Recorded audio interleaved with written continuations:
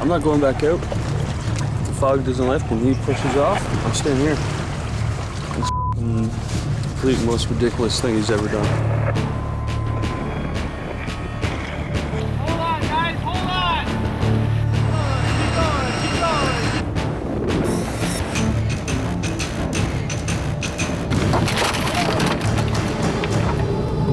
going, Things are going so wrong right now. I feel like crap. It's just been cold, it's been rainy, it's just not good. It's one of those moments where, you know, you just wish you were doing a shorter expedition and it was almost over.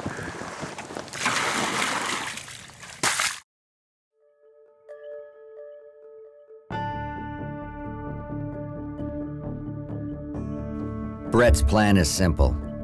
Lead an expedition to rediscover the Mississippi River.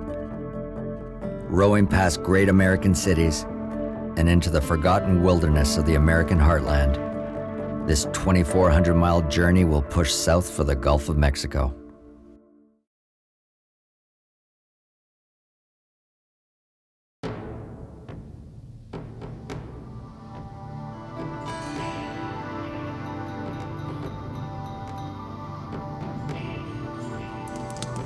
Brett and his first mate, Cliff, set out to build a modern-day interpretation of a Hudson Bay York boat. Her name is Annie, and she will cost $25,000 to build from the bottom up.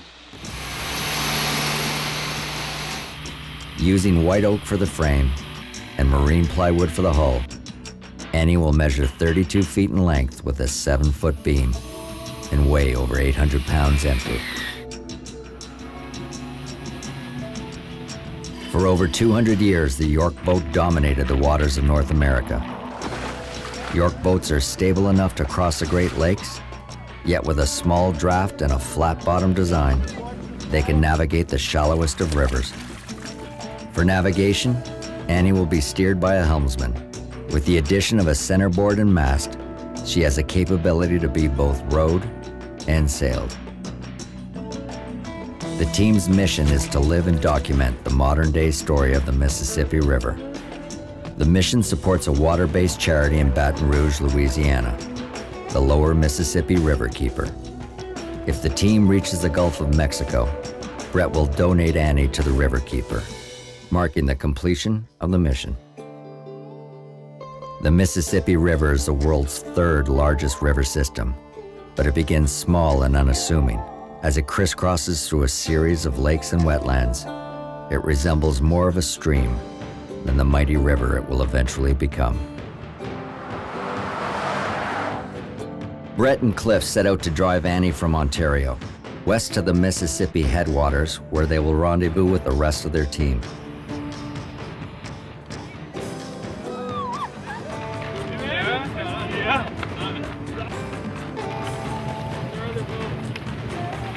I think once we get past all the portages, the York boat will be a huge advantage over a canoe or a kayak or anything like that.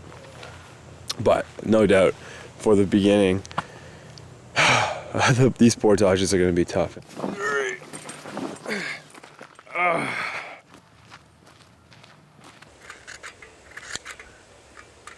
Seem to do this every time we go away. Oh no, I'm just perfect. You look great. See? Now I have a headband too.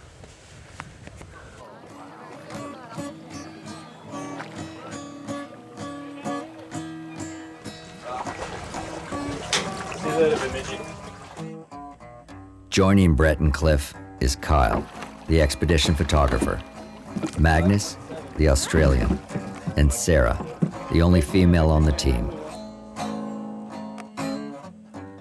It's day one of the expedition. The headwaters are shallow and the current is weak. It'll be a slow grind from here to the Twin Cities. Only 7 miles into their journey, they reach their first portage, an early test for the team.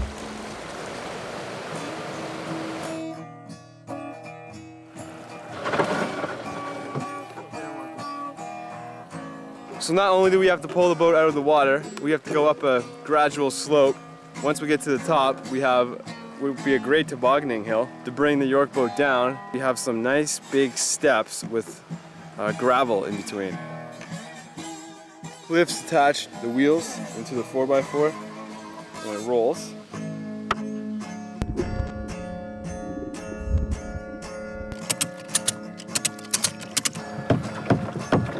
Okay, let's try that. 1, 2, 3. Oh. Keep going. 1, 2, down. We're on the grass. Just gotta go downhill now. What we have here is a block and tackle. All it is a pulley system. It goes through, in this case, 4 pulleys, so it'd be multiplied by 4. One person probably could pull 800 pounds all by himself. Because we're going down the hill, we're just gonna use it as our safety. We're just gonna slowly let it out. Watch it, Sarah. Get it, buddy.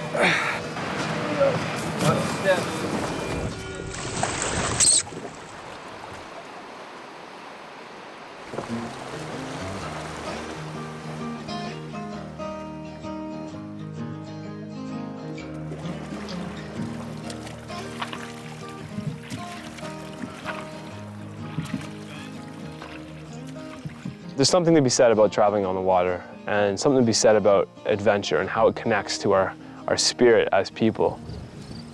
I'm on the river, I got a great team, and I have a cool boat, and we have a huge expedition in front of us.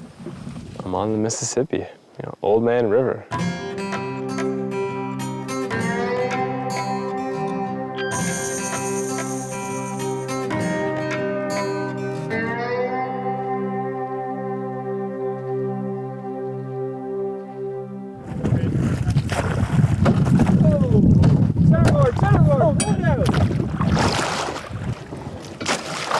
Broken. Oh, we're beached.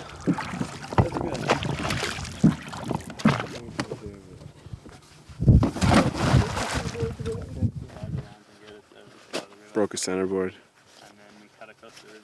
On the verge of being electrocuted potentially. What do you think, Cliff? I don't know. Close. And it's really murky and we can't see. And the centerboard just hit a rock and snapped. So the centerboard was working great. It's now completely destroyed. Nice steering, Magnus. Yeah, throw it back on.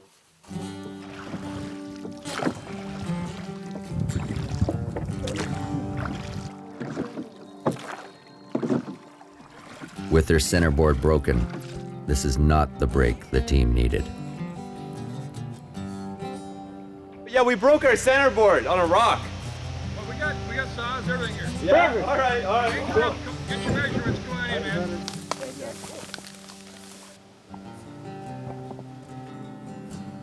That, okay, so we need something like that. Okay.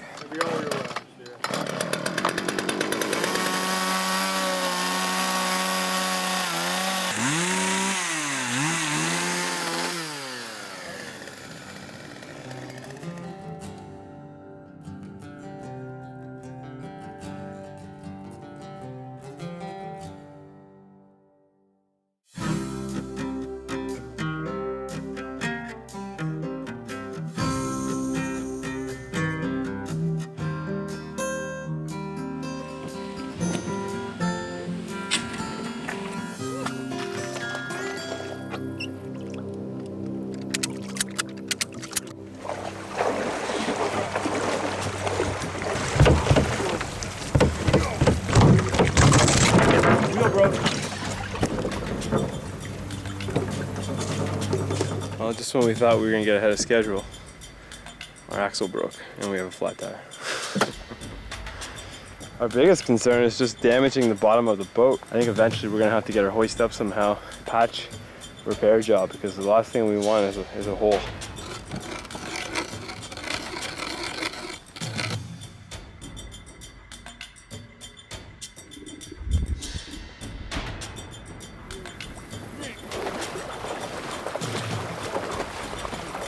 Come on, push, push, push.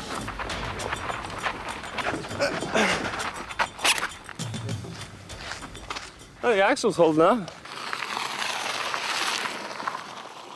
Careful, it's slippery when we get in the water.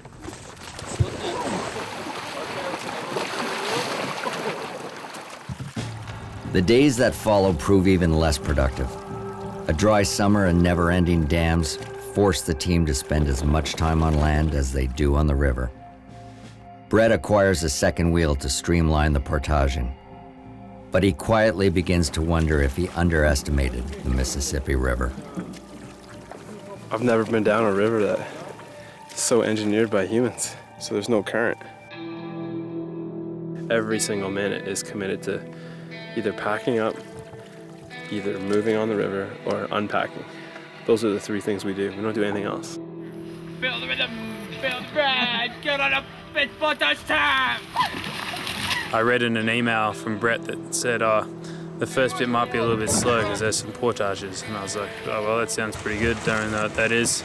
I'm sure we'll work it out. I found out that actually portaging is carrying your boat across dry land. Thought it was more about going with the flow of the river, maybe putting up a sail. None of this carrying it rubbish.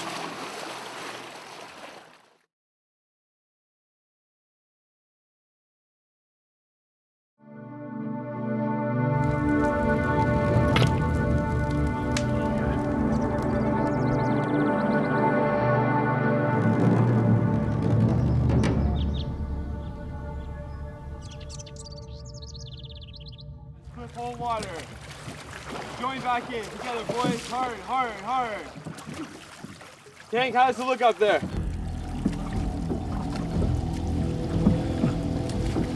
One here, but it's too late, so hopefully go over it. Oh, keep going down the center. Didn't even see that one. Hank, come back, together. A little bit harder on starboard.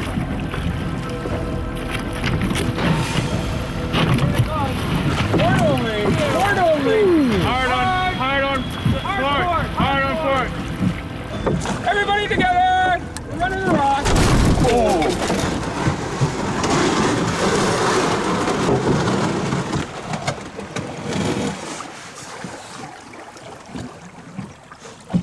When we go through rocks again, we're only going to run 2 oars. And they're going to be the small oars because we just can't keep up.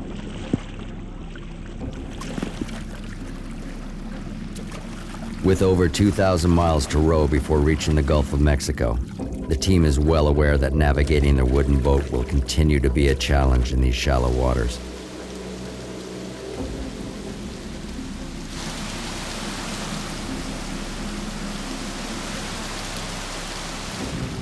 Hold water, hold water, hold water.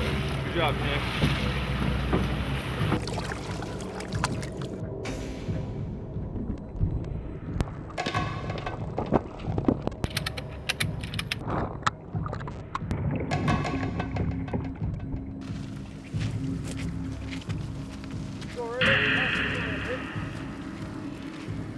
And we just started taking a look when we were taking a break here, and the whole bow of the boat is rotting out. There's big chunks of fiberglass out. So we have the protection underneath. You can see underneath it, it's fine.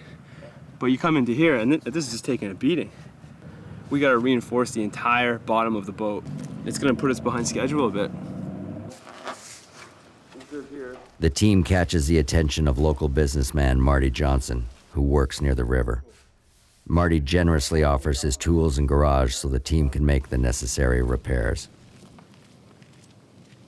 We get this fixed, and we're pushing, because there's a lot of middle in this expedition. There's a lot of middle. There's a beginning, and there's an end, and there's a lot of middle.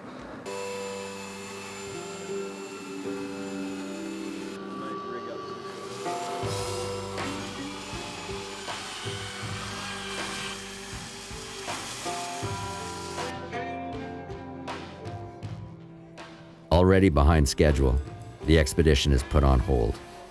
The team will fix Annie now rather than risk destroying her further down the river.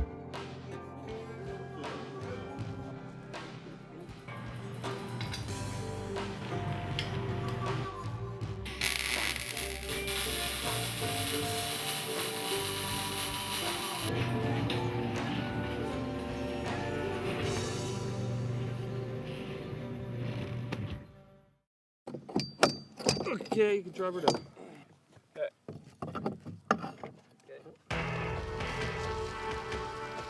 Yeah, I think we're just gonna wheel it all the way to the Gulf.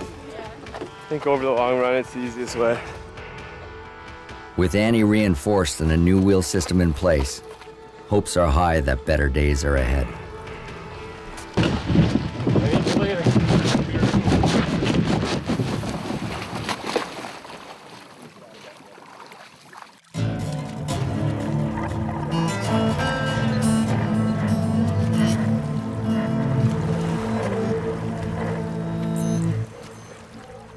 Throughout the headwaters, the river is riddled with low-line hydro lines and bridges, all of which require a constant lookout. You'll make it. Hold water! Hold water! Back water. Still have a mast, yes we do. Thank goodness. I thought we were gonna make it and I would have kept going also. I would have done the same thing Brett did, but I'm glad he was there, not me.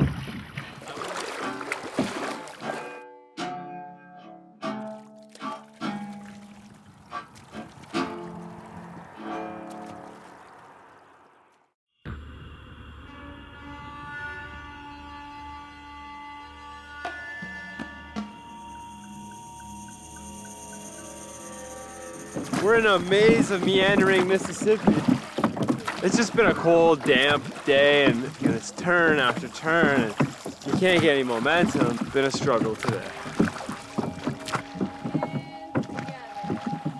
I feel like I'm gonna vomit, actually. I think it's a lack of warm coffee or warm liquids. I would do almost anything for a cup of coffee right now. A cafe mocha would be even better. To ease the burden of rowing and with the current all but gone, the team drops down to 2 oars. They try their luck at sailing. Speed? Nah. Let's drop sail and 4 people rowing again. My shoulders are gonna fall off. I would have loved to sail right now. It would have been a great break from rowing. I don't know. I think we should just wait until we get out into the big water. Let the river open up so there's more room for wind to actually catch our sail. The team is averaging 10 miles per day, a far cry from the 24 miles Brett had projected. With darkness falling, they try to make up for lost ground. Can't see anything. It's like driving down the highway with your lights off and being like, am I in the right lane? That's pretty much what it's like. Prepare to pull! Pull together!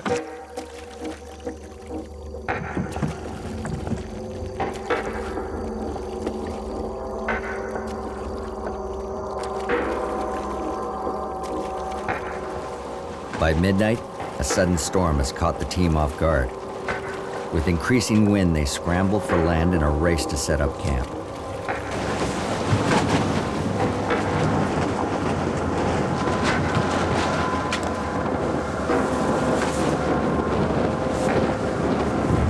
You gotta pull this over. Is there an extra strap even? It's just crazy how things just change so quickly. There's no second chances. I think that's the main thing. Is that you feel like you have control so quickly, you lose it. And when you lose that control, you know, you're in a reactionary mode. And this was a good test.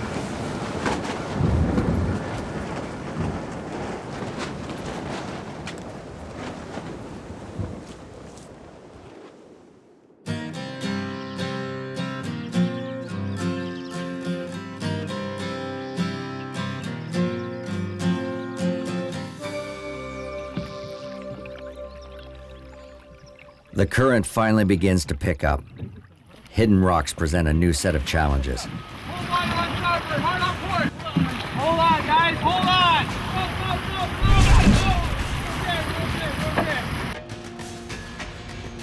We're okay. Watch your 2 legs.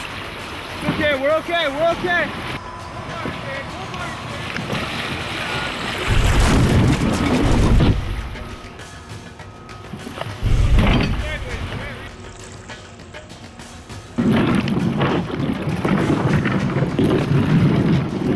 See the lines right there, Sarah?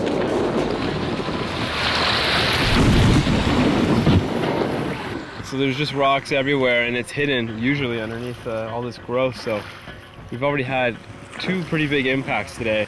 Even though our boat's been reinforced, we don't want to hit anything if we don't have to. You're gonna want to stay really port of those rocks.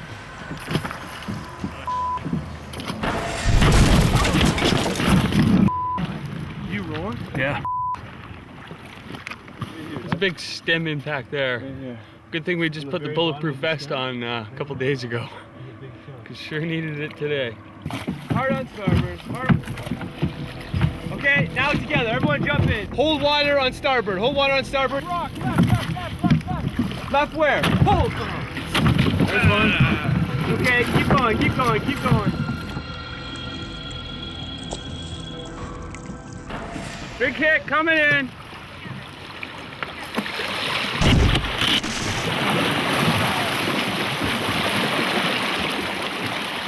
That was not a good hit. I heard cracking. Been a long day.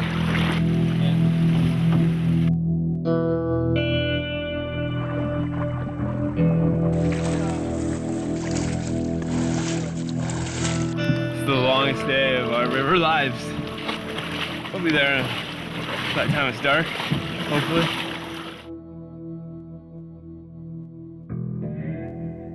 Annie has taken her worst beating yet. The shallow, boulder-ridden river has Brett fearing the worst. He opts to row to the next portage, pull Annie out, and inspect her for damage. There's a hole in the side of the boat. The stem on the bottom's completely shattered open. The river today was the most intense it's been. I knew the Mississippi would be a challenge. This is really our first test of non-portaging adversity. To bring a York boat down this is no easy feat, and we're finding that out.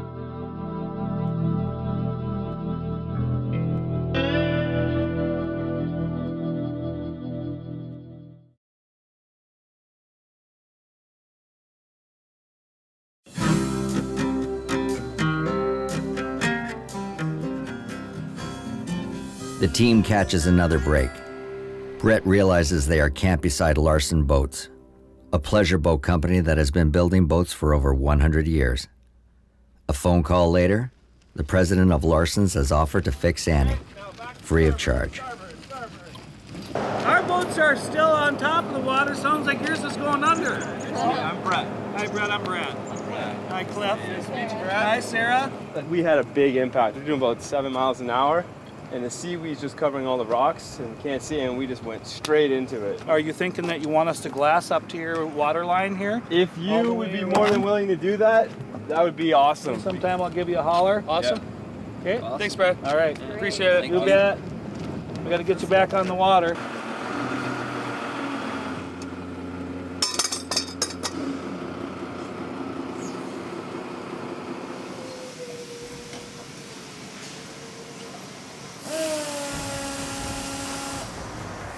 A handful of good hearts set out to properly reinforce Annie once and for all. Yeah, we're adding about 12, 14 inches of fiberglass, 2 inches below the yellow stripe on the boat. It's gonna add a lot of strength, add a bit of weight, but we're gonna free up weight.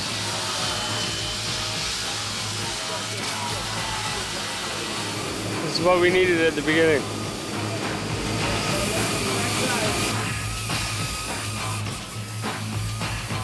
They add 200 pounds of fiberglass to ensure the team will never have another issue like this again. In less than 24 hours, the fiberglass upgrade will be complete.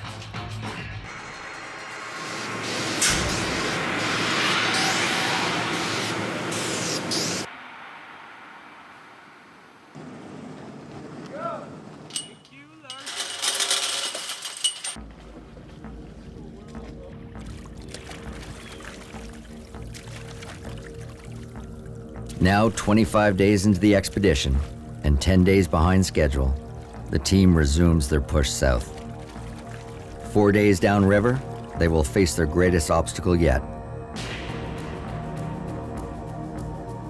In the city of St. Cloud, there are 2 dams within an 8-mile stretch. Brett decides to portage around both of them at once. The Minnesota State Patrol and St. Cloud Police Department will provide an escort through the night.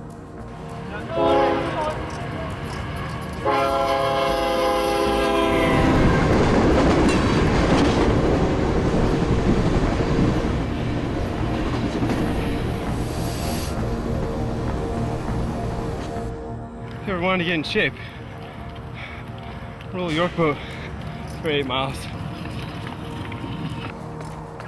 I'm pretty amazed on how well and efficient you guys are. It's amazing. I'm getting motivated watching you guys. I'm ready to get out and push. Just making sure I get my full body workout. Get the arms in the rowing, and the legs in pulling it.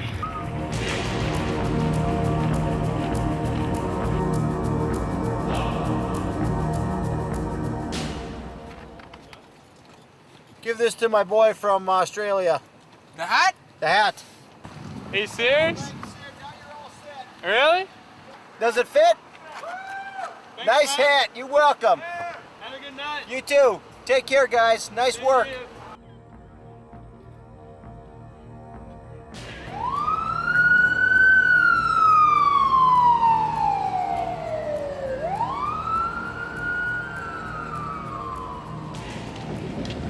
.6 miles, so that's like, I don't know, 11, 12 kilometers. It's ridiculous. Yesterday we traveled like 4 miles on the river. So we smoked that. We're just gonna park it, set up a wall tent, and do what we usually do, and squat in places you're not supposed to camp.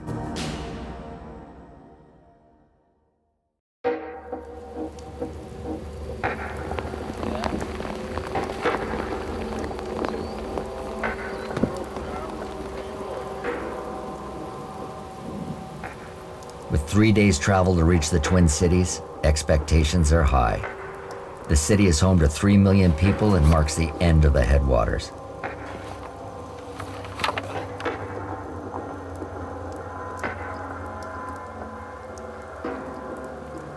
That's where they suck in all the water, and then those are the reactors there that basically steam being released. It's water being cooled off, and then it gets pumped back into the river. We'll be passing many more down the river and much bigger ones. So here's number one, nuke plant number one.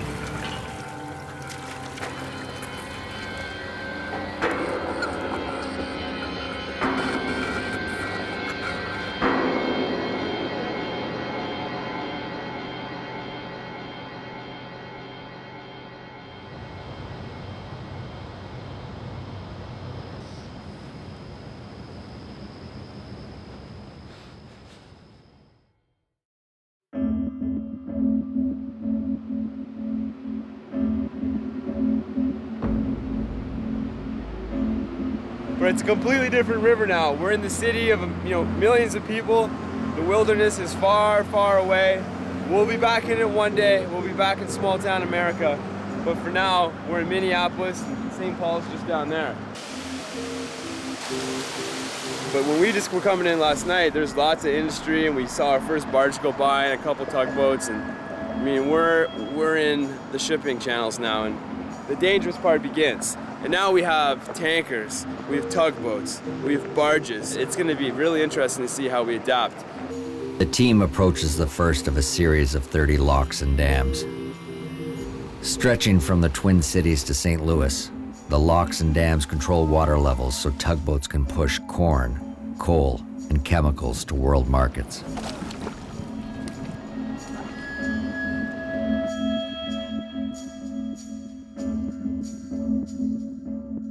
Let's go, oars, pull ahead.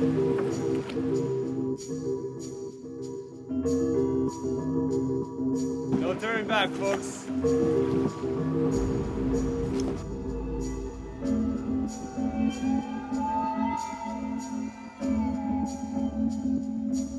Gravity will drop Annie and the team 50 feet to meet the river below.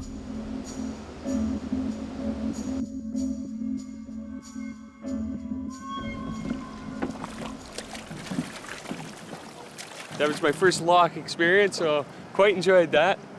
It's a lot nicer and easier than portaging, that's for sure. See you downriver.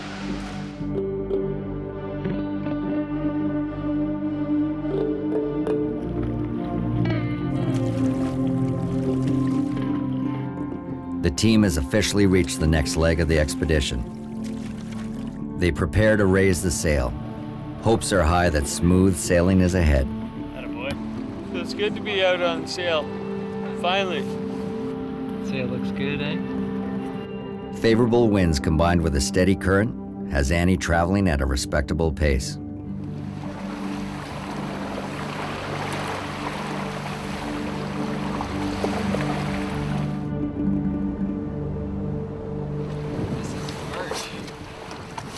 Kick it around, buddy. Kick it around.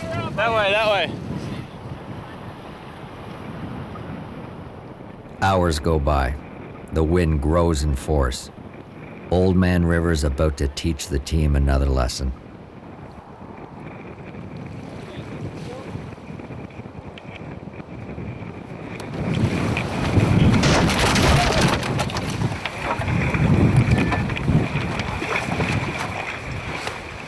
We're gonna need to drop anchor.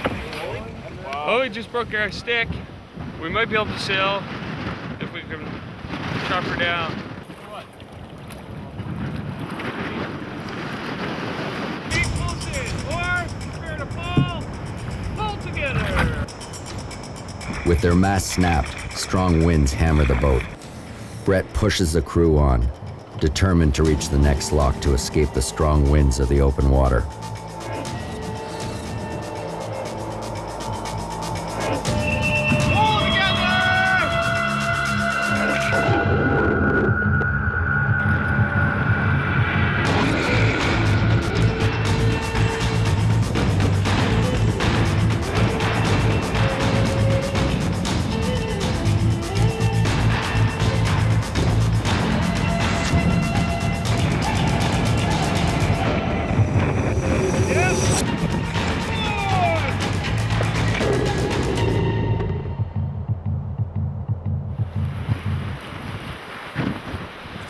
Pretty hairy. Pretty crazy. Not many people would do that.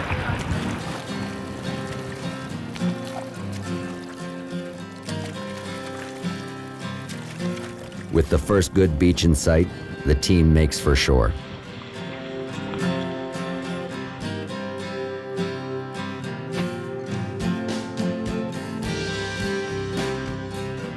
It's been a hairy day, ladies and gentlemen, but we've made it to another state. Wisconsin! Oh my god. Aren't you supposed to put in that tube? Oh my god. I think it bent me in the face. Your beard burnt? What did that look like? Here, look under. Oh my god. It burned his beard off. Did it really?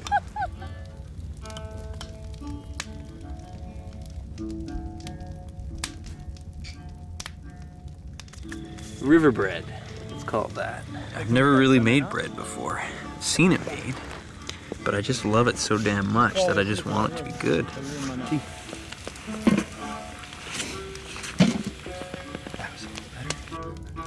With their first taste of the big river behind them, warm bread and hot chocolate, followed by nightly chores, cap off the evening. Saving this for tomorrow morning. So when I wake up, I'll have this lovely, beautiful bread to eat before we have oatmeal on the river.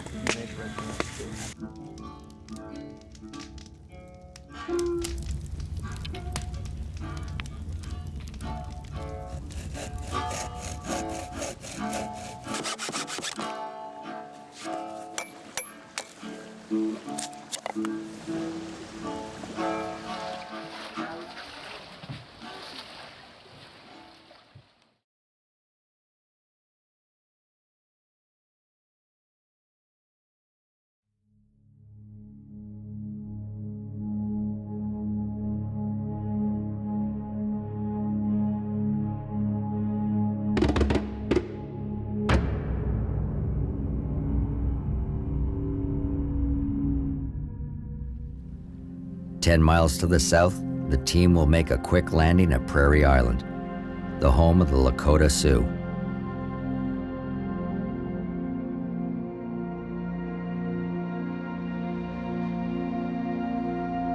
The team will meet Chief Red Cloud, a respective native elder.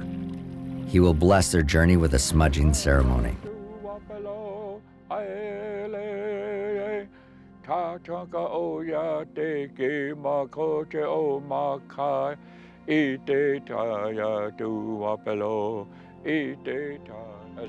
As a Lakota people, and as the people of this land, they say that the water is sacred. It's the most powerful medicine in the world.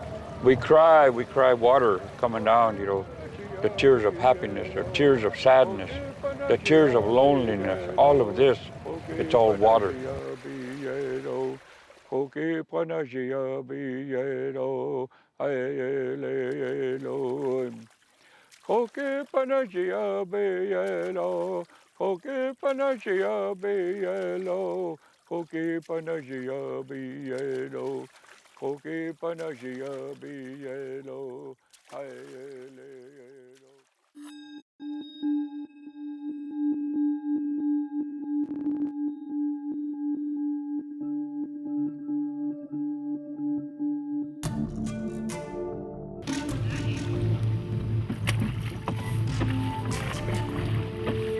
Brett organizes the team to row in 20-minute shifts. When someone is not rowing, they must steer the boat to avoid obstacles. For the duration of the expedition, the team will row between 8 to 15 hours a day. Yet the biggest challenge is securing their drinking water. That's good. This is all the film. Yeah, brown. Every 3 days, the team must search for their drinking water. For the entire expedition, the river is too polluted to drink. The further south they go, the worse the water quality will get. From Baton Rouge on, the river will become a toxic brew of raw sewage, phosphates, and industrial chemicals. By that point, the river won't be safe enough to swim in, let alone touch.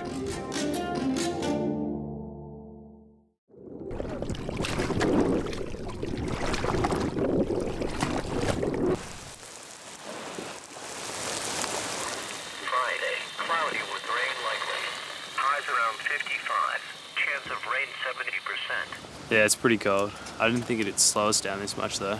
It's amazing how slowly you go when the wind's not with you. With high winds, heavy rain, and a 30-mile lake to cross, Brett opts to play it safe.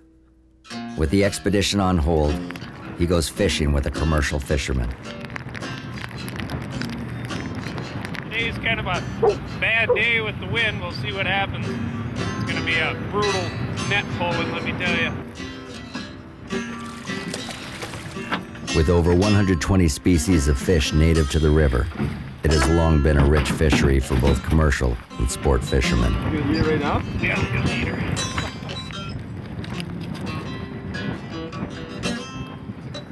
You know, when you come out here on the lake, you go your 4 nights, how many fish do you usually get, or do you hope to get? I can get about 5,000 pounds of fish in here. Today I wouldn't want to do it with the wind, but if it's a nice calm day, no problem.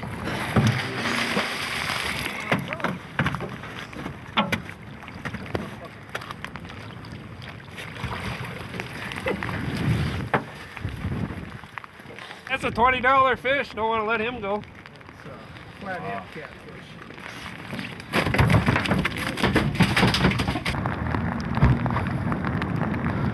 Commercial fishermen can't be out here. Probably not safe to be out here in a York boat, so time to head in. Oh, heavier than an oar.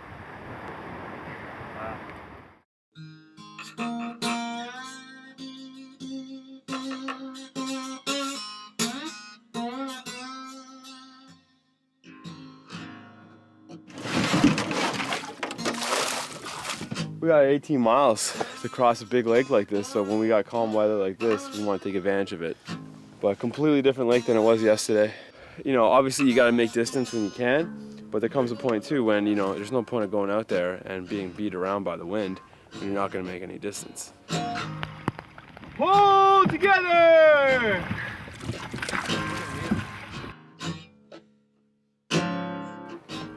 Despite the sleet and rain, progress continues. But the team's oars continue to break. They did not have enough time to build proper oars before setting out, and there are no spare oars left.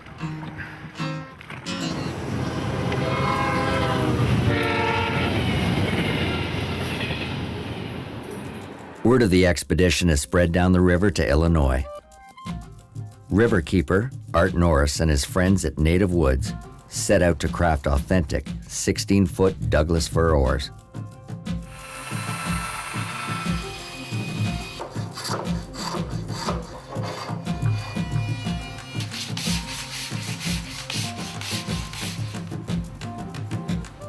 Oh, they're beautiful. They're your masterpieces as far as I'm concerned.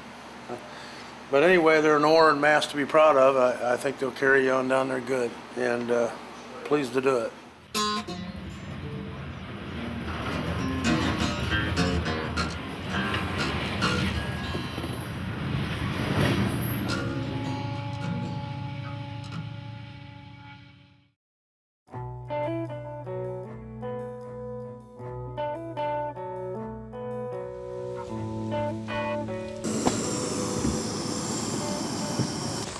It's getting colder. It's colder than yesterday morning, but the sooner we get on it, the quicker we forget about the warmth of our sleeping bags that we had to get up and get away from.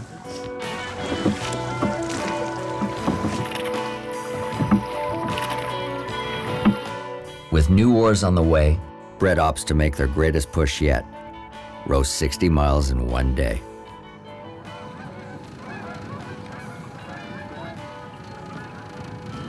The rain holds off, but a cold front is pushing from the north. The coming night will see the temperature drop to well below freezing. In Dubuque, the National Mississippi River Museum has offered the team refuge in an old steamship.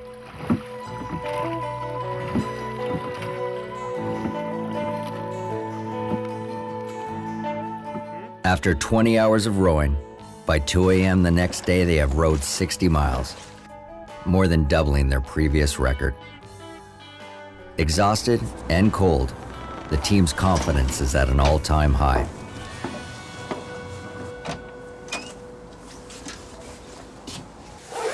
This is where the crew of Annie will sleep while we're here in Dubuque. It's like residence. It's like a hostel. I can't wait to sleep on these beds. It's gonna be a dream come true in this warmth.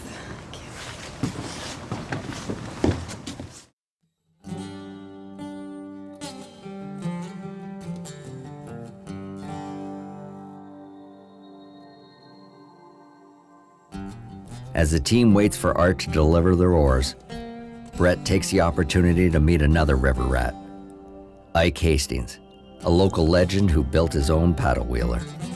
I'm 85. I'll probably go another 20 years without any problem. And I'll probably enjoy the 20 years. That's not going to be sitting in an old folks' home somewhere. This is a little 2-cylinder diesel here with a turbo.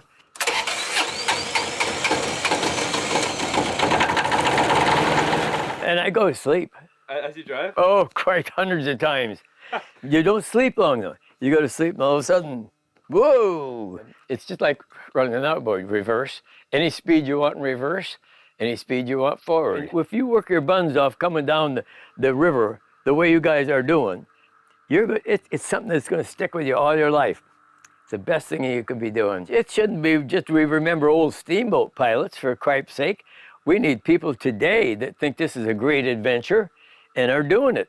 Perpetuate this thing, because this is where it's at for my money. If you take a trip and it's all just smooth and comfortable, you hardly remember that trip. But you remember the ones where you had the big problems or darn near lost your boat and everything else. That's what's the ones you remember. So there's still all the adventure you want. You just have to make it and go for it. Welcome to the boat shop. Look at all the old planes. Oh, that's gotta be yours. I wonder if we can go in. All but forgotten by the history books, the York boat was once the vessel of choice across the North American frontier. This is definitely a York boat. There's no sail, but they didn't really sail back in the day, I don't think. I wonder how old this guy is. Are any? Would have put these boats to shame. A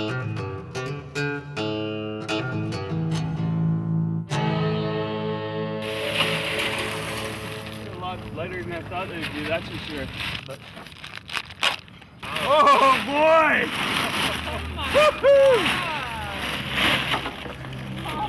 Came from a railroad I-beam.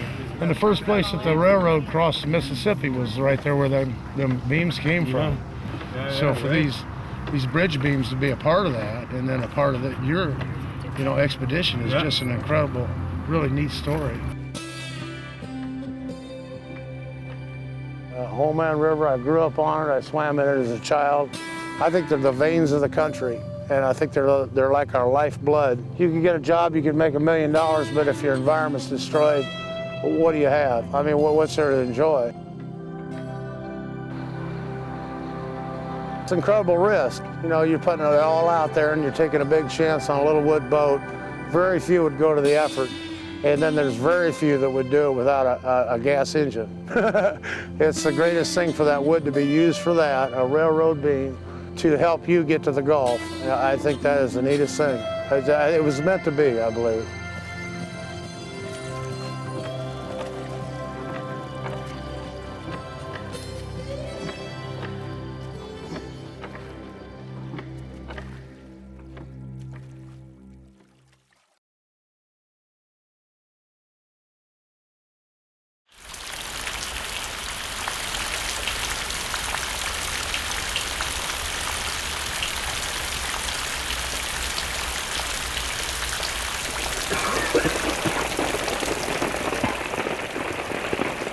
Things are going so wrong right now. I feel like crap. It's just been cold, it's been rainy, it's just not good. Our sailing problems it's just an absolute disaster. We've gone 1,000 miles and we've sailed maybe 10 miles. It's one of those moments where, you just wish you were doing a shorter expedition and it was almost over.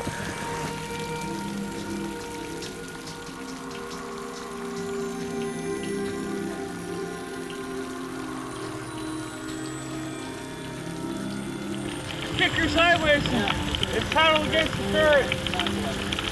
I feel like vomiting. I have a headache. Nausea. Running nose. No energy. And what's it like rowing when you don't feel good? Oh, you just hit rides and pretend you're so well. It doesn't work. But you sure try. As the days blend into weeks, the team rows into endless rain. October proves to be one of the wettest and coldest months on record. They must constantly bail rainwater from their boat.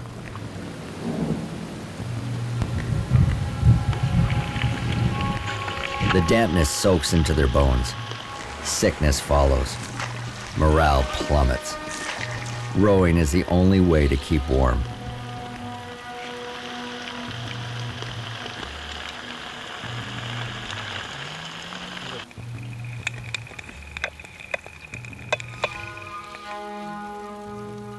We've been on the river for 2 months and 3 days. We are so far behind where I thought we'd be. I haven't relayed that on to the rest of the team. I did tell Cliff last night that, we have 1,300 miles to go. That would mean we would have to average 37 miles a day with no days off. A distance we have only done once in 1 day. The river for what it is, I've really learned to love it, and I've really learned to hate it. It's not even the factories that bother me and the pollution. It's the lack of current. It's the lack of free-flowing water. And it's just very disappointing to see this great and mighty river completely, dammed and locked up.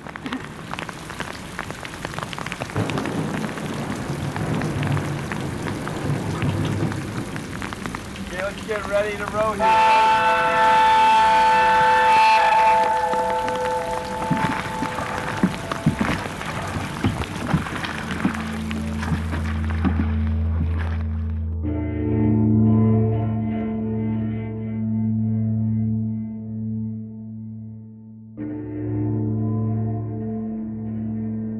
After 3 continuous weeks of cold and rain, the expedition slowly makes miles downriver.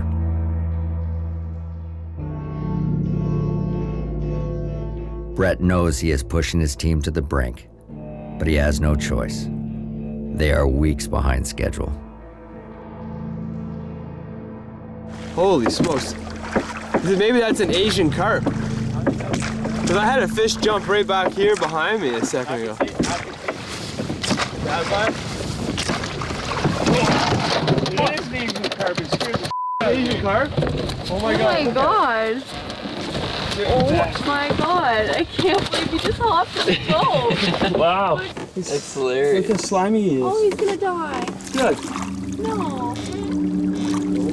Well, that's what I was hoping to get. Really wasn't ready for that one.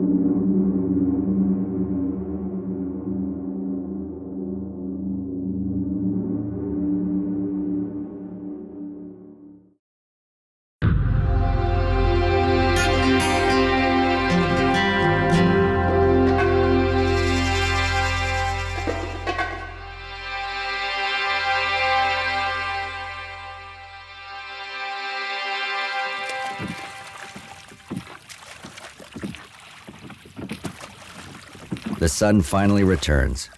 The team pushes south for St. Louis.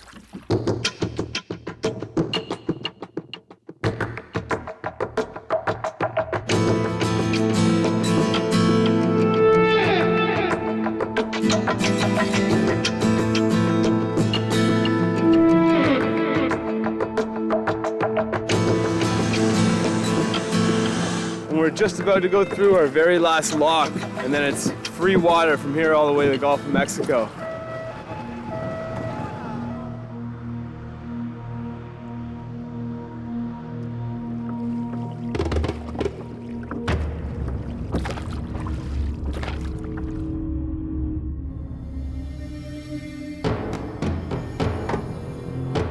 Rising 30 feet in less than a week, the Mississippi's banks swell. Runoff from over 30 states has swollen the river. As they approach St. Louis, the city is inundated with water. The team bears witness to the largest fall flood on the Mississippi River in over 70 years.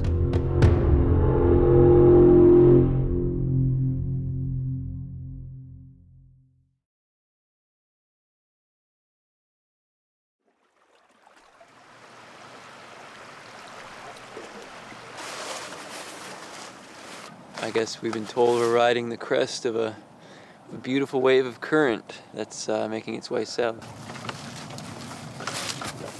Like as you would in a household, it's like we all do get along, but there's definitely those little moments where you pick out those little things that just annoy you, but you just gotta let it. It's like you said, we're a river family, and you kind of gotta let that stuff go and just keep trucking. It's going pretty well. It's hard to sum up 2 months in a short time, but it's gone well for the most part. I think with the rain, definitely put a dampener on the trip a little bit. Comparing yourself to what you'd be doing back home is so different. I do sense a bit of a lull at the moment in the team, but I feel like everyone just wants to get to the end.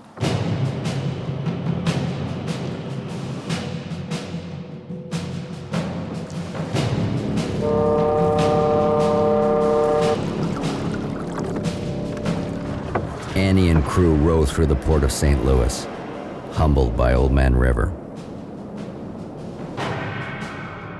Got a barge there moving. Got a mega barge here moving. Another tow over there moving. And a tow coming this way. And that's just what I can see.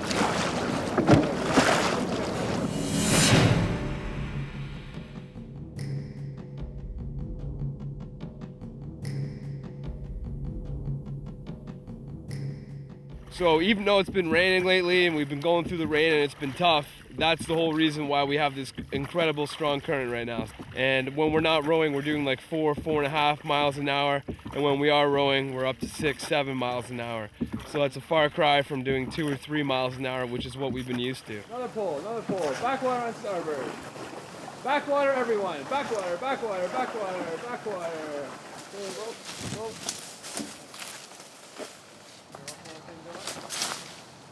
Yeah, I'm starting to get pretty homesick with the trip.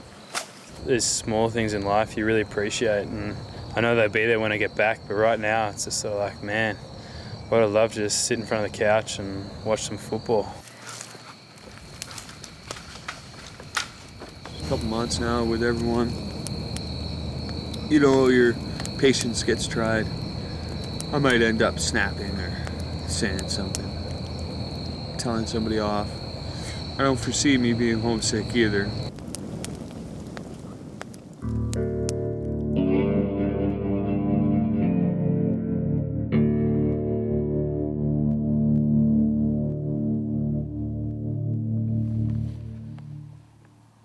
You can see where I am right now. 7 hours ago was underneath the water.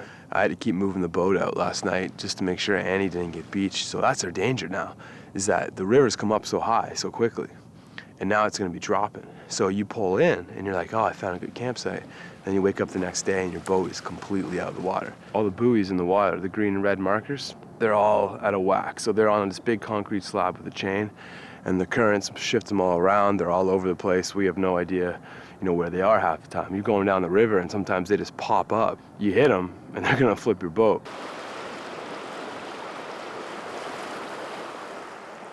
I was hoping to do some 24-hour rowing. You know, I don't know if it's the best idea with those dangers in the water.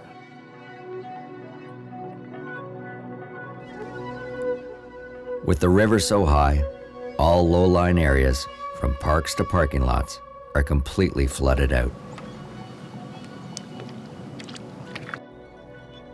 With barges stretching longer than 2 football fields, the team faces the daunting challenge of navigating a busy, flooded river.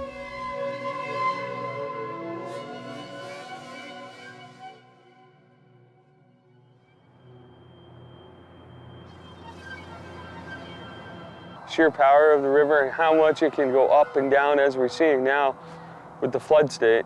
And I think just people forget that now we're in a huge body of water that could just suck you down and bury you, give you a water grave in no time. Well, like, I'm not the most educated in the world. I graduated grade school and that's all I graduated. But the river is kind of a school of its own, and I'm not going to drop out of that. The freedom of being able to float wherever you want, the power of the current. I don't think, this is definitely not my last river. I'll be a river rat, as they say, for life.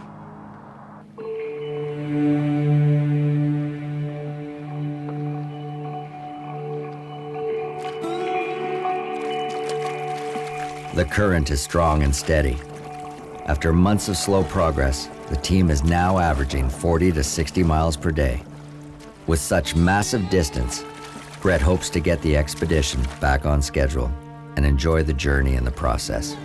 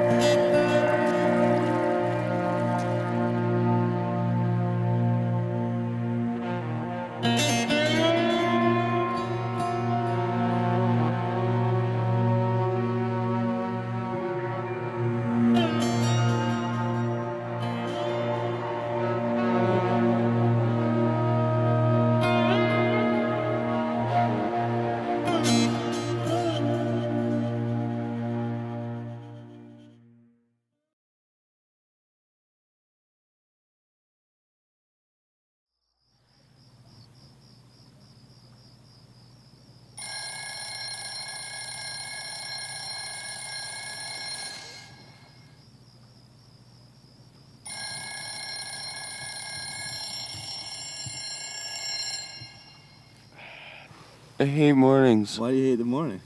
I don't like them. You got to sleep in. It's 5:10. Yeah. Yeah.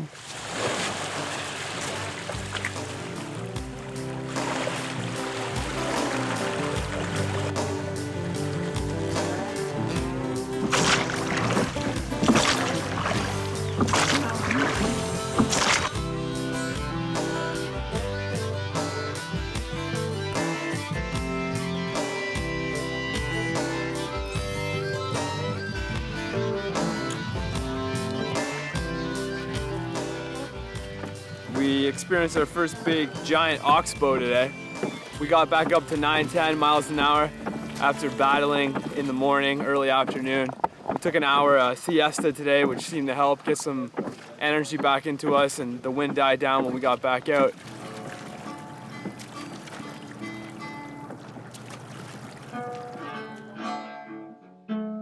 The crew uses the power of the sun to charge the phone and lights for camping. The explorers before them never had the luxury of electricity, let alone solar power. But they also never faced pollution, barges, locks, or dams. Yet some things, no matter what the century, stay the same. 30 miles by 11:15 in the morning. That's the byproduct. We started doing it in the headwaters because we didn't want to pee right into the river. So when we're on the boat, we have a bucket in the bow and stern. And then Sarah has her own, used to be our first aid kit. Kind of dehydrated, but I took over the super first aid bin because I obviously can't aim very well. You know, we're not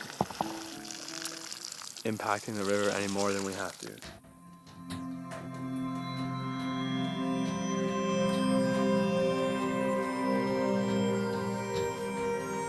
We're running low on water.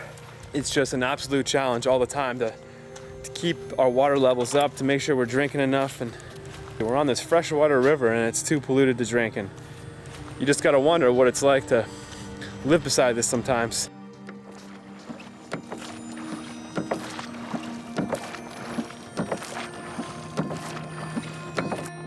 I'm gonna have my daily drink of little Mississippi clean water.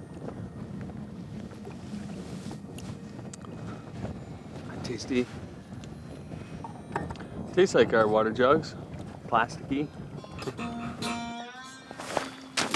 With only a day's worth of drinking water left, the team is forced to use the river to cook dinner. They will save their small amount of precious water for drinking. We're down to about just under 5 gallons of water, or 16 liters, and you need a gallon a person per day. This is empty, this is empty, and our water bottles are all empty.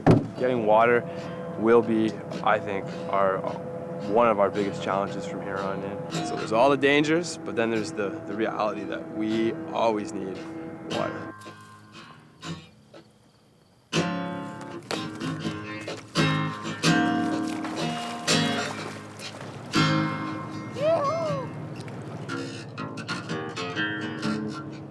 Thought I'd prepare some apple crisp. It's really easy. We have these apples that are gonna go bad that we won't really eat by themselves, so. What's better than a nice, freshly baked apple crisp?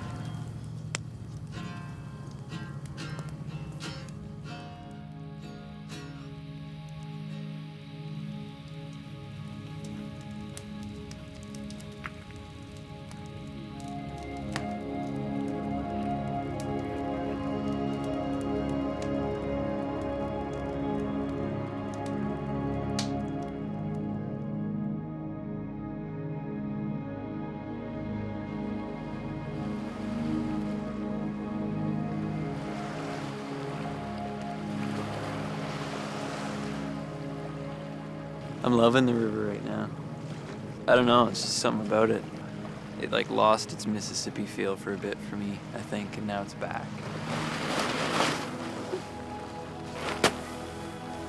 Just been hanging out and enjoying it. It's more how I pictured the trip to be. More of this sandy embankments, just waking up to the sun, just being on your way.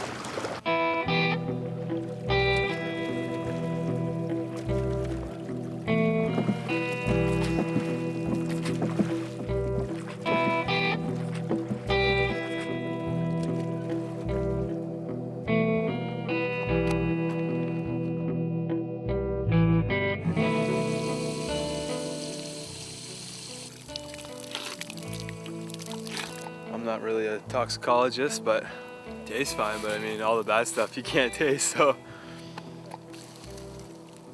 Water does not look clear. Looks like urine. There's a spider floating in our water. Not that my dirty fingers are any less appealing in our water.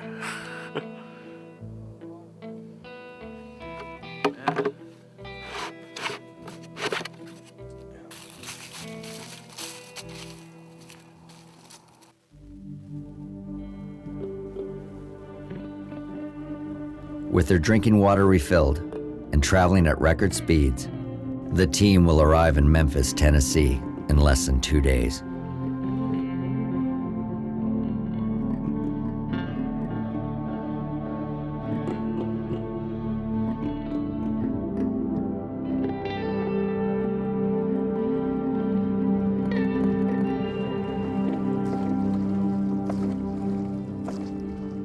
Arriving in Memphis, the team welcomes the chance to clean up and replenish their food stores. They'll spend the night in the marina's laundry room before pushing off into the depths of the Deep South. Now that we're in civilization, I'd like to not smell.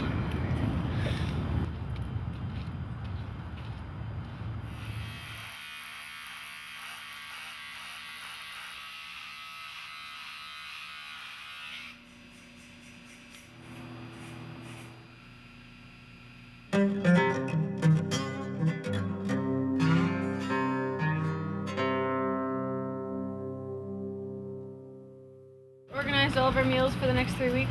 Packaged, so we just pull off the bag every night. I always have some sort of starch and then some protein, either beans or tuna. For starch, it's either pasta or rice or potatoes. Some canned vegetables and some kind of sauce, tomato sauce or a soup or something too.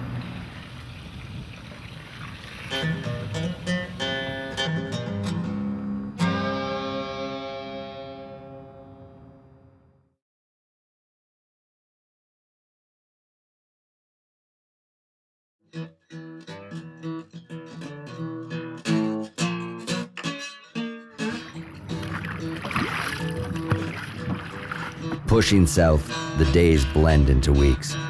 The team has reached the state of Mississippi, from which this mighty river takes its name.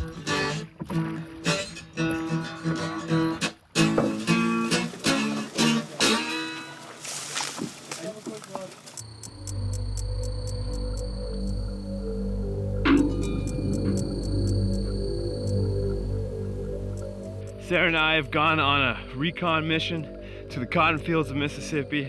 I've never seen cotton in person before. Deep history here. Cotton's king. We're in cotton king country. Piece of Mississippi cotton. It's so soft. Crazy. So much pain and suffering and environmental damage to grow a little piece of fluff.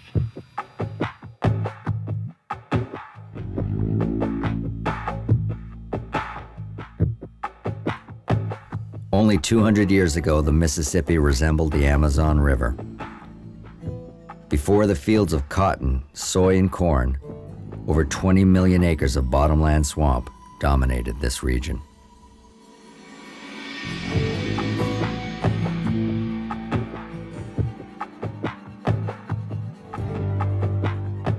An ancient civilization known as the Mississippians once thrived here. They lived amongst the alligators, jaguar, deer, and crawfish. In fact, these swamps are 4 times more bioproductive than the wetlands of the Florida Everglades. Yet with the recent conversion of forest to farmland, less than 1% of the cypress swamp still stands today.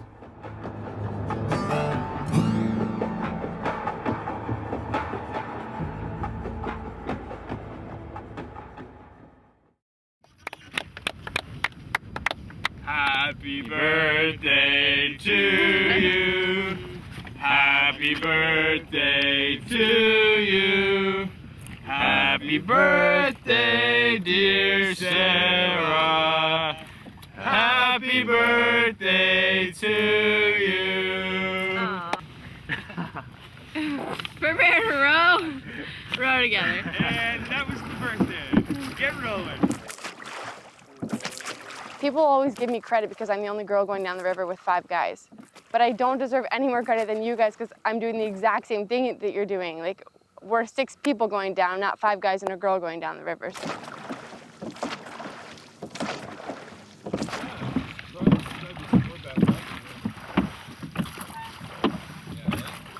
Armstrong?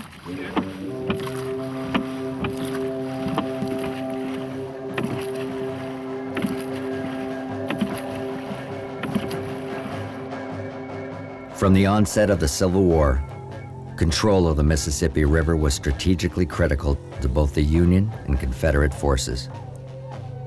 Controlled by the Confederates, in May of 1863, Union forces, 45,000 strong, set out to take Vicksburg once and for all.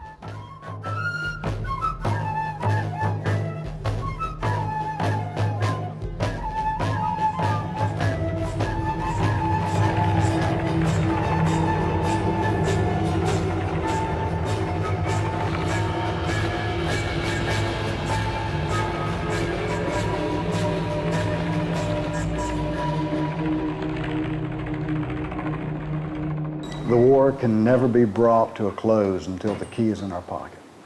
That was the importance of Vicksburg. It's also called the Gibraltar of the South because of these bluffs here. It was very hard to take. Grant tried many times to get into the city. So why did the war actually happen? What was the main? The North was very industrialized. The South was not. South didn't have industry. They had cotton, and the cotton was being heavily taxed.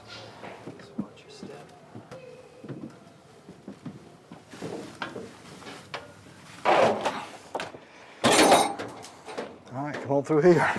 The river was important to Vicksburg and all these port cities that you've passed through. That's the way all of the commodities were shipped out. Cotton was being exported from here to all ports in the world. It always has been home. I've always lived within maybe a couple of miles of the river.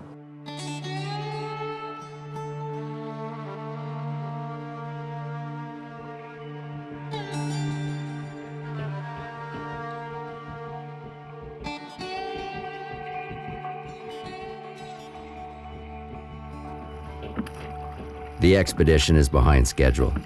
Magnus only has so many days before he has to leave the crew. The team pushes hard before they are down a man. You know, there's pressure on now. We gotta move, we gotta make distance, and we can't afford to have bad days of weather or anything like that.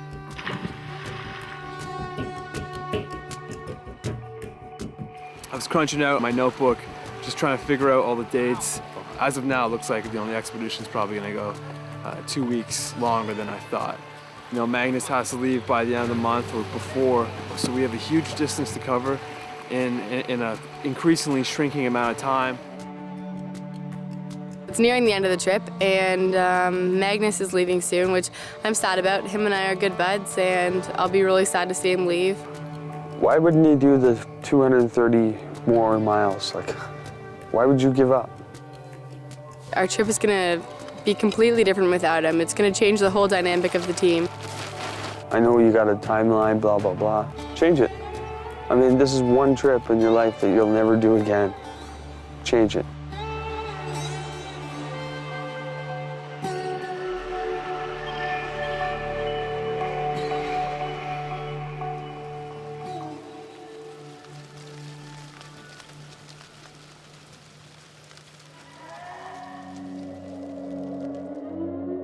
The early morning is actually really beautiful. You've got the sun rising, it's dead calm, it's quiet, it feels like nothing in the world is awake yet, and you feel like you're grasping the most of your day. It's such a surreal feeling to be here right now, at the end of a great adventure. The most dangerous stretch of the river is approaching, and Magnus is leaving. Soon to be down a rower, Brett must replace him. If he cannot find a replacement, the team will be forced to drop from 4 to 2 rowers. Yeah! Woo! Happy Thanksgiving! At Baton Rouge, the team will be greeted by the Lower Mississippi Riverkeeper, to whom Brett will hand Annie over to when the expedition is complete. Here, Magnus will leave the team.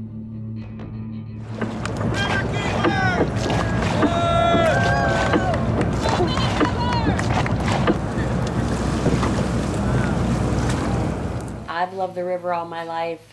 It is the river that Mark Twain talked about. Even though we've become more disconnected, which is why I love this project so much, is to reconnect us to life itself. We're mostly water.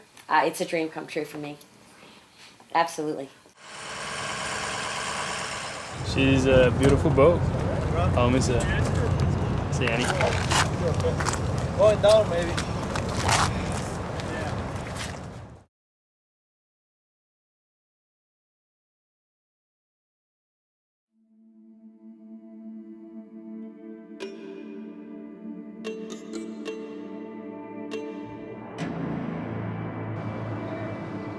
Brett's friend John Ruskey makes his way south to join the team. John will replace Magnus for the last leg of the expedition as they make their final push for the Gulf of Mexico. It's one of the defining natural features of North America. It's as significant as the Rocky Mountains or Appalachia, and the river defines so much of this country. People in their normal everyday lives don't have much interaction with rivers. Usually it's going over a river on a highway bridge. When you fall off the small mountain, you fall a small ways, but when you fall off the big mountain, you fall a long ways. And on the Mississippi, if things go wrong, you're going the long distance, not the short distance.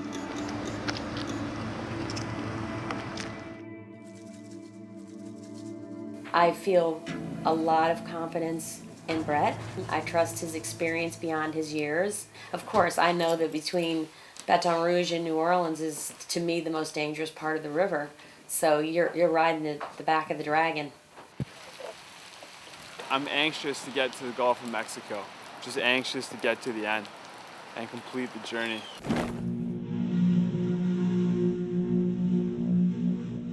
From here south, the river morphs into one of the world's busiest navigation channels, known by some as Cancer Alley. Safe passage here is far from guaranteed.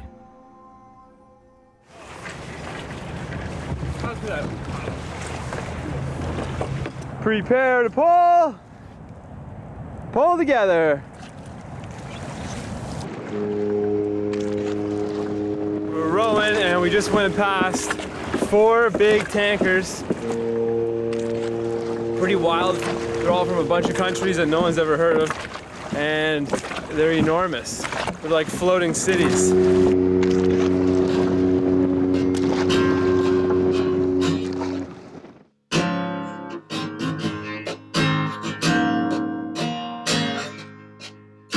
Progress remains steady, but finding a campsite in this industrialized landscape is nearly impossible.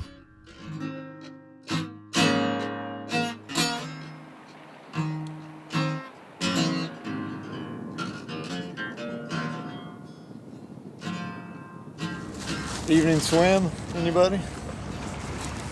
Refresher?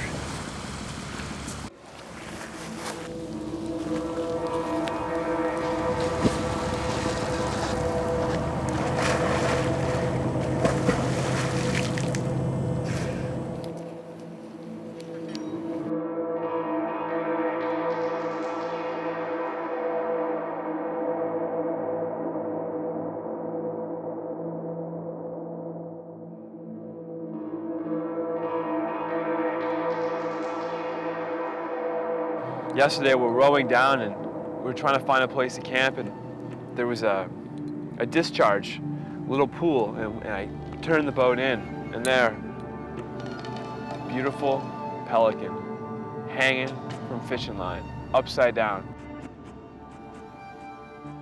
I had two things that came to me about it.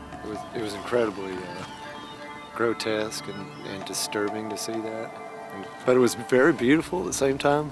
You know, the way it was strung up like this, and its head was hanging down.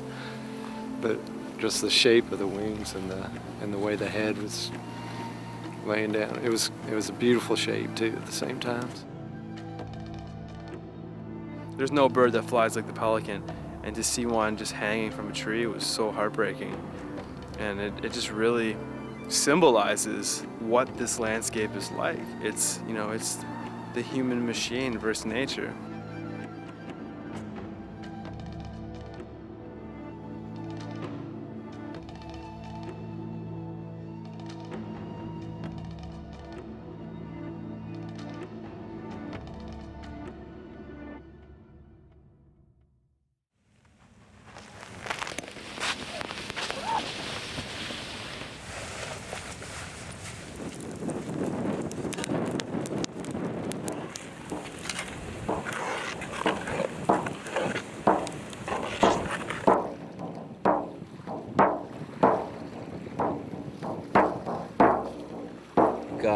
so much traffic, and it's not just barges anymore. You have these massive ocean liners, and when they come by, the bow of the boat has this little kind of nugget almost on the bottom of it, I guess, if they hit something, and the water that picks up on there and rises almost goes to the height of our boat.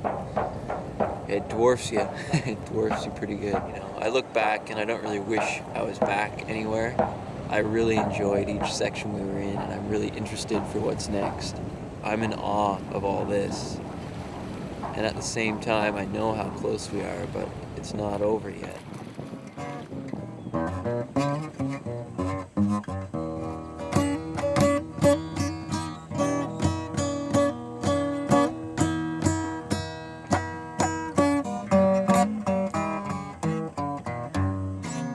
Back on the river, the team expects to reach New Orleans by nightfall.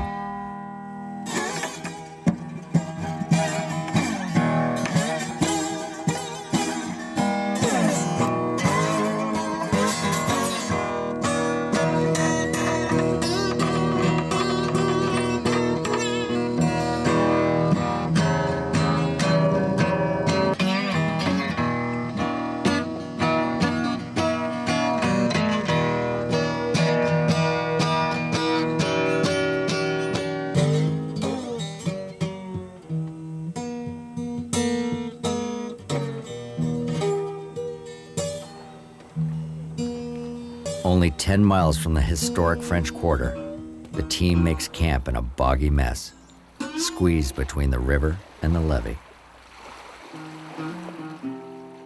New Orleans is notorious for its love-hate relationship with the Mississippi River.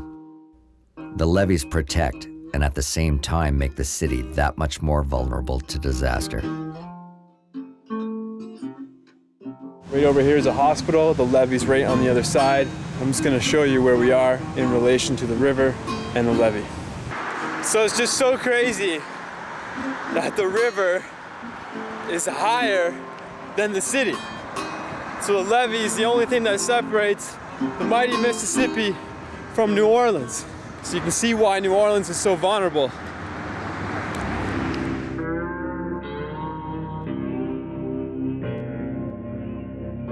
In 2005, Hurricane Katrina and the subsequent failure of the levees laid havoc on the Gulf Coast, causing $80 billion in property damage and the loss of over 1,800 lives. A chapter in American history, still visible years after the disaster. Everyone's felt sick at some point today. I felt sick this morning when the winds changed. Everything from here up to where we were camped was blowing right in our faces. I feel a little nauseated about going swimming right now.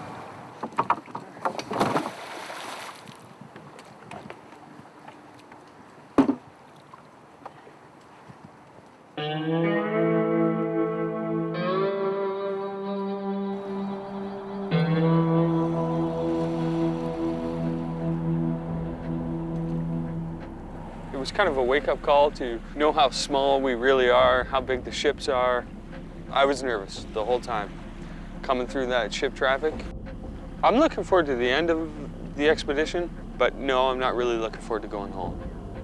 Because at home are bills, work. I mean, out here is just life at leisure. I'm definitely gonna miss life on the river. I know I'll miss life on the river.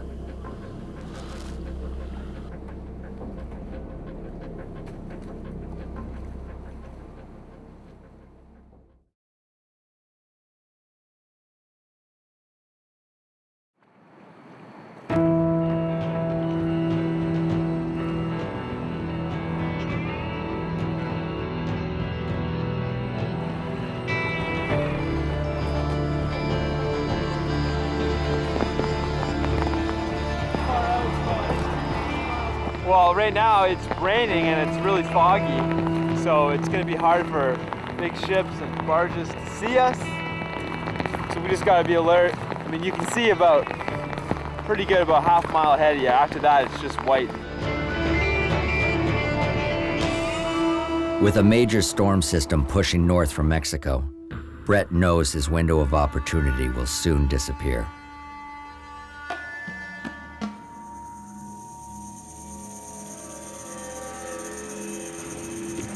As the fog rolls in, Brett rolls the dice. It's an incredible risk, but it's now or never if they're gonna beat the storm.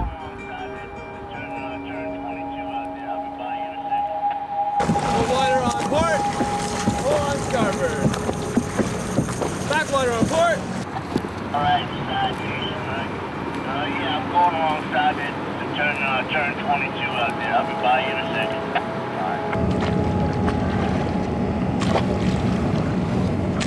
second. Pull together. Brett rolled the dice, took a shot. Now, after 4 hours of weaving through the fog, the crew takes a break on land. I'm not going back out. If the fog doesn't lift and he pushes off, I'm staying here. Complete most ridiculous thing he's ever done.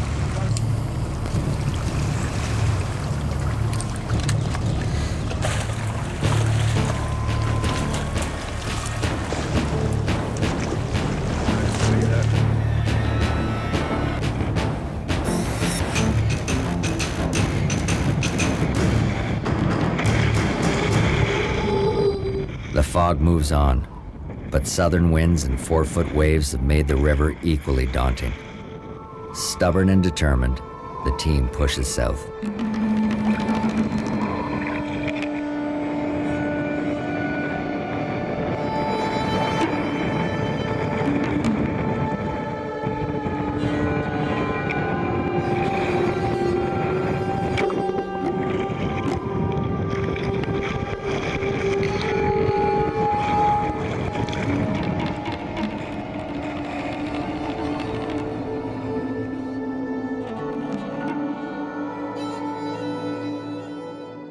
We've gone 11 miles in like 6 hours. Getting to the Gulf of Mexico, we gotta do more than 11 miles a day.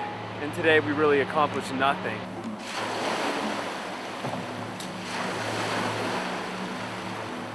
This is the highest ground we're gonna find. So if it pours down, it runs right off, well off the side of the tent to keep us dry. Staying dry at nighttime is a top priority, and that sounds like a very obvious thing, but it's a very tough thing to do on expedition.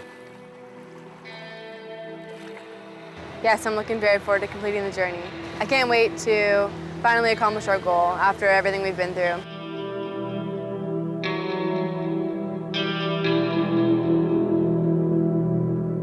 Bullshit, bullshit. There we go, some more bullshit, followed by more bullshit. I have no idea what the plan is tomorrow. Don't really care. We're getting there, blah, blah, blah. Whoop-de-doo.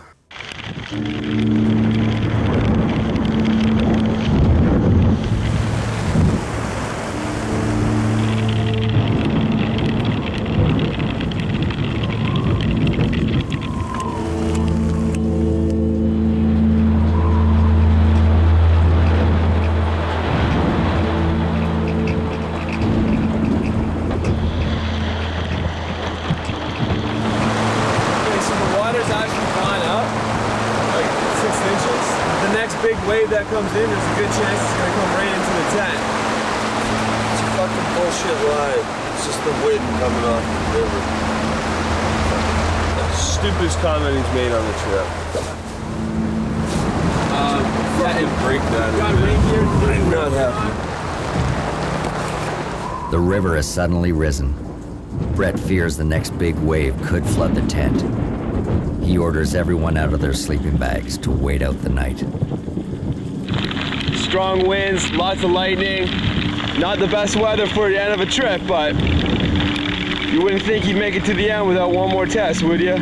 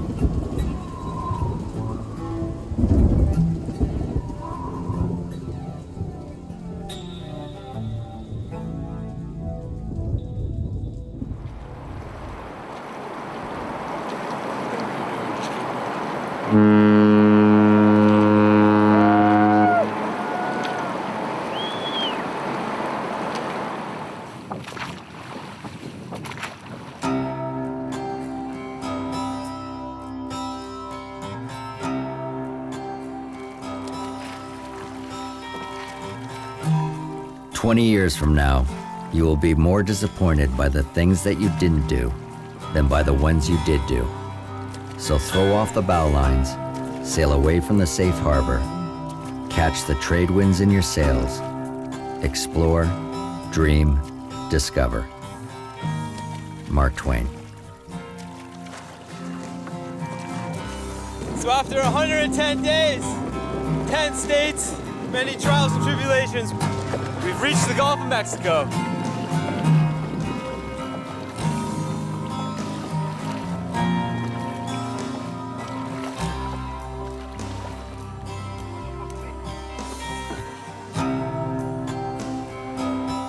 With the expedition complete, Brett hands Annie over to the lower Mississippi Riverkeeper. From here on, Annie will stand guard over the Mississippi River for the rest of her days.